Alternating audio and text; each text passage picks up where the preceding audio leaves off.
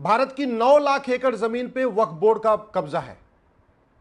Total जो property है वो 9 लाख से ज्यादा है और जो एरिया है वो भी 9 लाख एकड़ से ज्यादा है। भारत के संविधान में वक्फ बोर्ड और वक्फ एक्ट का कहीं नामो निशान नहीं है। भारत का संविधान मजहब के आधार पर कानून बनाने का विरोध करता है। इसके बावजूद 1954 में नेहरू जी ने वक्फ एक्ट बनाया, इंदिरा जी ने उसको मजबूत किया, राजीव गांधी जी ने उसको और मजबूत किया, नरसिम्हा राव जी ने उसको और मजबूत किया और जाते जाते मनमोहन सिंह जी ने उसको और ज्यादा मजबूत कर दिया, अनलिमिटेड पावर दे दिया। जबकि भारत के संविधान में वक्फ बोर्ड और वक्फ एक्ट का नामो निशान नहीं है। भारत के संविधान में बहुत साफ साफ लिखा हुआ है, जो कोर्ट होगी सबके लिए एक होगी। जमीन का मुकदमा जहां सबके लिए एक ही कोर्ट में चलेगा। हिंदू, जैन, बौद्ध, सिख, पारसी, ईसाई सबके जमीन का मुकदमा चलता है, नॉर्मल जो डिस्ट्रिक्ट कोर्ट होती है वहां चलता है। लेकिन मुस्लिम्स का वक्फ बोर्ड का मुकदमा अलग से उनके वक्फ ट्रिब्यूनल में चलता है। और वक्फ बोर्ड में कौन है? एमएलए होता है वो भी मुस्लिम, एक एमपी वो भी मुस्लिम, एक आईएएस वो भी मुस्लिम, एक वहां पे इंजीनियर होगा, टाउन प्लानर होगा वो भी मुस्लिम, एक एडवोकेट होगा वो भी मुस्लिम, एक स्कॉलर होगा वो भी मुस्लिम, एक मुतवल्ली होगा, स्वाभाविक सी बात है वो तो मुस्लिम है। यानी वक्फ बोर्ड के जो 7 मेंबर हैं वो 7 के 7 तो मुस्लिम है। और सैलरी कहां से जाती है? टैक्स पेयर के पैसे से। यानी हिंदू, जैन, बौद्ध, सिख जो टैक्स देते हैं उस टैक्स के पैसे से वक्फ बोर्ड के जो 7 लोग बैठे हुए हैं और पूरा वक्फ बोर्ड का जो पूरा ऑफिस चलता है, उसमें जो वेतन भत्ता गाड़ी आता है उसका पैसा टैक्स पेयर देते हैं।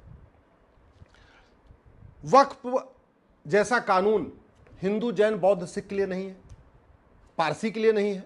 वक्फ बोर्ड जैसा कानून यहूदी के लिए नहीं है, ईसाई के लिए नहीं, किसी के लिए भी नहीं। चलो एक बार मान भी ले कि वक्फ बोर्ड बनाया गया माइनॉरिटीज के लिए, तो फिर वक्फ बोर्ड में केवल एक ही माइनॉरिटी क्यों? भाई यहूदी भी माइनॉरिटी होते हैं, बहाई भी माइनॉरिटी होते हैं, बौद्ध भी माइनॉरिटी होते हैं, ईसाई भी माइनॉरिटी होते हैं, सिख भी माइनॉरिटी हैं, जैन भी माइनॉरिटी है। अब तो अगर वास्तव में हम सबके लिए, मेजॉरिटी के लिए कानून नहीं बनाना था, माइनॉरिटी के आधार पर कानून बनाना था, तो कम से कम जितने भी माइनॉरिटी हैं सबके लिए एक वक्फ बोर्ड जैसा कानून होता। लेकिन सारी माइनॉरिटीज के लिए भी नहीं है। यानी भारत के पूरे सभी नागरिकों के लिए संविधान कहता है देश के सभी नागरिकों के लिए वन नेशन वन लॉ होना चाहिए, वो तो हुआ नहीं। अगर एक बार मान भी ले कि चलो ठीक है सबके लिए नहीं बनाना, मेजॉरिटी के लिए बनाना, माइनॉरिटी के लिए बनाया, तो कम से कम सारी माइनॉरिटीज के लिए ऐसा कानून होना चाहिए, तो वो भी नहीं है। एक बड़ी बात यह भी है कि इतनी अनलिमिटेड पावर दे दिया वक्फ बोर्ड को कि जहां हाथ रख दे वही जमीन उसकी हो गई है।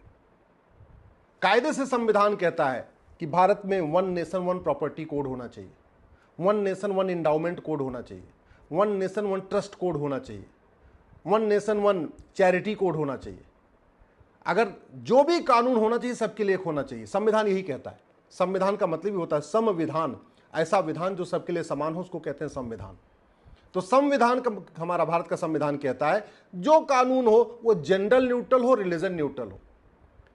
दुर्भाग्य देखिए, एक तरफ भारत के प्रियम्बल में सेकुलर शब्द जोड़ दिया गया और दूसरी तरफ मजहब के आधार पे वक्फ बोर्ड चल रहा है।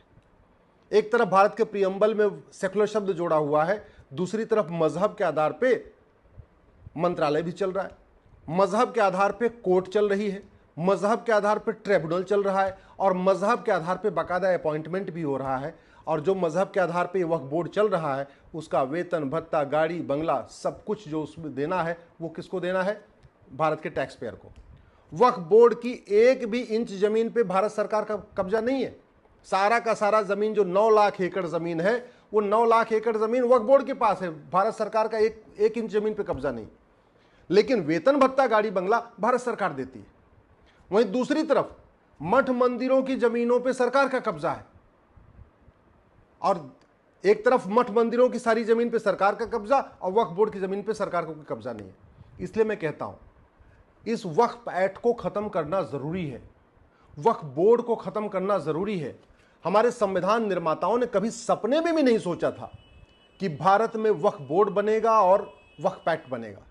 हमारे संविधान निर्माताओं ने कभी सपने में भी नहीं सोचा था कि भारत में मजहब के आधार पर अदालतें होंगी, मजहब के आधार पर इंजीनियर का अपॉइंटमेंट होगा, मजहब के आधार पर आईएएस का अपॉइंटमेंट होगा, मजहब के आधार पे कमीशन होगा, मजहब के आधार पे मिनिस्ट्री होगी और मजहब के आधार पे टैक्स पेयर का पैसा खर्च होगा। ये कभी सोचा नहीं था। इसलिए मैं कह रहा हूं कि वक्फ बोर्ड को पूरी तरीके से खत्म कर देना चाहिए। केंद्र सरकार ने वक्फ बोर्ड को बदलने का जो प्रयास किया मैं उसका स्वागत करता हूं। वक्फ बोर्ड में संशोधन करने का जो प्रयास किया वो स्वागत करता हूं। लेकिन मेरा यह कहना है जब पूरा का पूरा वक्फ बोर्ड ही अनकॉन्स्टिट्यूशनल है, पूरा का पूरा वक्फ एक्ट ही अनकॉन्स्टिट्यूशनल है, तो उसमें बदलाव करके उसको आप कॉन्स्टिट्यूशनल कैसे बना सकते हैं? जब जिस कानून की फाउंडेशन ही पूरी तरीके से संविधान के खिलाफ है, जिस बोर्ड का फाउंडेशन ही संविधान के खिलाफ है, उसमें थोड़ा बहुत बदलाव करके कोई बहुत फायदा नहीं होगा।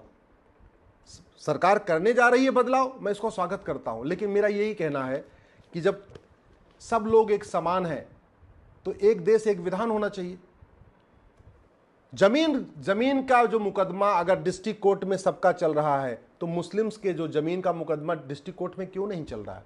अगर मठ मंदिर का जमीन का मुकदमा डिस्ट्रिक्ट कोर्ट में चलता है, चर्च की जमीन का मुकदमा डिस्ट्रिक्ट कोर्ट में चलता है, चाहे वो गुरुद्वारे का मुकदमा हो या जैन मंदिर का मुकदमा हो या बौद्ध का अपने जो होते हैं उनकी जमीन का मुकदमा, जब सबकी जमीन का मुकदमा डिस्ट्रिक्ट कोर्ट में चलता है, सिविल प्रोसीजर कोड के अंतर्गत चलता है, मजिस्ट्रेट की कोर्ट में चलता है, सिविल जज के यहाँ चलता है, तो फिर मुस्लिम्स का वक्फ का मामला अलग अदालत में क्यों चलना चाहिए, अलग ट्रिब्यूनल में क्यों होना चाहिए? इसलिए इसको बदलाव करने का मैं विरोध नहीं कर रहा हूं, मैं उसका स्वागत कर रहा हूं, लेकिन ये समाधान नहीं है। अंतिम समाधान है कि मजहब के आधार के बने हुए कानून खत्म किए जाएं।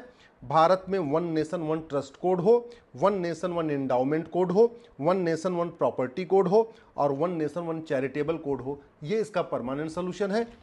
फिर भी सरकार इसको बदलने जा रही है, मैं उसका स्वागत करता हूं। माननीय प्रधानमंत्री जी को इसके लिए धन्यवाद देता हूं। ऐसी ही तमाम बड़ी खबरों के लिए बने रहिए अखंड भारत के साथ। हमारे चैनल को लाइक कीजिए, शेयर कीजिए, सब्सक्राइब कीजिए। धन्यवाद।